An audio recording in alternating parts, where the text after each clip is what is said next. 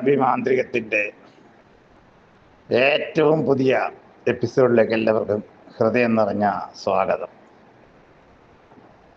ഞാനിന്ന് ഇവിടെ പ്രതിപാദിക്കുന്ന വിഷയമെന്ന് പറയുന്നത് രക്തത്തിൽ പിടിക്കുന്ന വശ്യം.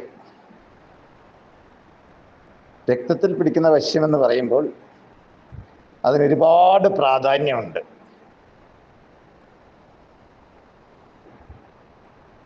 രണ്ട് വ്യക്തികൾ, സ്ത്രീയും പുരുഷനും,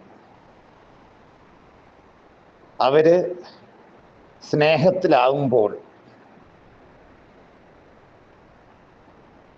പൊതുവായി കാണപ്പെടുന്നത് ഏറ്റവും അവസാനം അവർ ശാരീരികമായി ബന്ധപ്പെടുന്ന ഒരവസ്ഥയാണ്. അതൊരു രക്തബന്ധമാണ്. ഇതെല്ലാം ചെയ്തതിന് ശേഷം സ്ത്രീയെ വഞ്ചിച്ച് പുരുഷൻ പോകും, അല്ലെ പുരുഷനെ വഞ്ചിച്ച് സ്ത്രീ പോകും.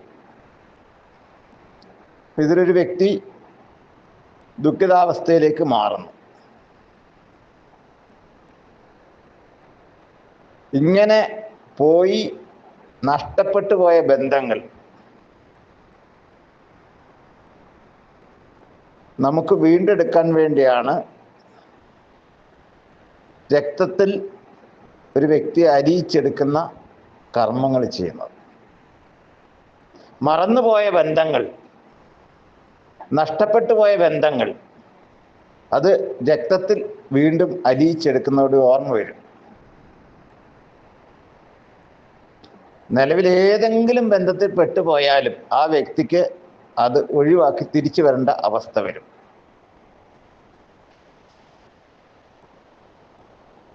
ഇതൊക്കെ കേൾക്കുമ്പം വളരെ ഈസിയാന്ന് തോന്നും.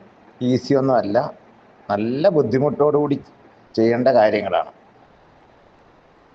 കാരണം ഇങ്ങനെയുള്ള കർമ്മങ്ങൾ 71 ദിവസം ചെയ്യേണ്ടതാണ്. 71 ദിവസം ചെയ്യണമെങ്കിൽ അതുപോലെ ഒരു വ്യക്തിക്ക് വേണ്ടി അത്രയും ശ്രദ്ധ കൊടുത്ത് ചെയ്യേണ്ടതാണ്.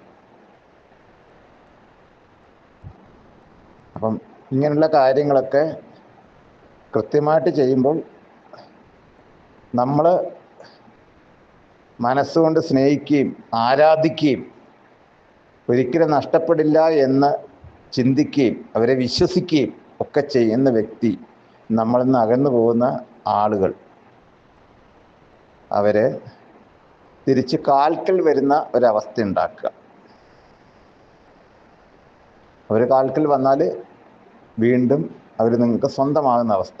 ഈ സ്വന്തമാകുമ്പോൾ നിങ്ങളത് നിയമപ്രകാരം സ്വന്തമാക്കണം. വെറുതെ പിന്നെയും കൊണ്ടു നടക്കാൻ ശ്രമിക്കരുത്. നഷ്ടപ്പെട്ടു പോയത് പിന്നെയും തിരിച്ചു കൊണ്ടുവന്ന് കഴിഞ്ഞിട്ട് പിന്നെയും കൊണ്ടു നടക്കാൻ ശ്രമിക്കുകയാണെങ്കിൽ വീണ്ടും അത് നഷ്ടപ്പെടും. ജീവിതത്തിലെ ആഗ്രഹങ്ങളാണ് വലുത്. ആഗ്രഹങ്ങൾ നടക്കണം. നഷ്ടപ്പെട്ട ബന്ധങ്ങൾക്ക് പൊതുജീവൻ കൊടുക്കാനായിട്ട് ഈ വീഡിയോ ഞാൻ ചെയ്ത് തരുന്നത് നിങ്ങൾക്ക് ഇഷ്ടപ്പെട്ടെങ്കിൽ ഇത് സബ്സ്ക്രൈബ് ചെയ്യുക, മറ്റുള്ളവർക്കായിട്ട് ഷെയർ ചെയ്യുക. എന്തെങ്കിലും തക്കതായ ആവശ്യമുണ്ടെങ്കിൽ മാത്രം എന്നെ വിളിക്കുക. ഞാനിവിടെ കർമ്മങ്ങൾ ചെയ്തു കൊടുക്കാമെന്ന് പറഞ്ഞിട്ട് വീഡിയോയിലൊന്നും പറയുന്നില്ല. യഥാർത്ഥ ആവശ്യക്കാർ മാത്രം വിളിച്ചാൽ മതി. അങ്ങനെയുള്ള ആൾക്കാർക്ക് ഞാൻ സഹായങ്ങൾ ചെയ്തു തരാം. നന്ദി, നമസ്കാരം.